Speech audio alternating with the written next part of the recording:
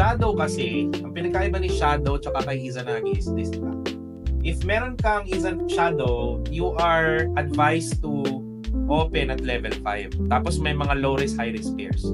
Si Izanagi, you can start shadowing Izanagi at level 3 because it's very, very low risk. Okay? So imagine if you're starting at low risk already with Izanagi, tapos itong data na yan is fully automated pa. Example, sabihin natin, let's start with Oddcat. Tapos, bumomba ka talaga katulad ng ginagawa nila Al before, nila Art. Q4. Kung papansinin mo, sabihin lang natin last year. Hindi natin dito. 2028, 423, and then 20. Last year, ending this year. From this year, last year na lang, para tingin mo dito. Yun. Isa-isa natin bawat years ha.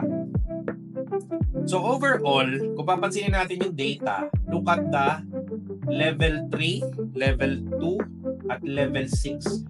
Last year, from 1.7 to 12.25, last year alone ha, di ba last year naka 10 million sila Art, naka 3 million sila Al-Apaw. Kasi yung level 6 and above, wala. During backtesting. Full automated. Isang beses lang siya nag-level 6 full automated. So, ibig sabihin, yung mga bumomba between level 3 to level 5, diba talaga?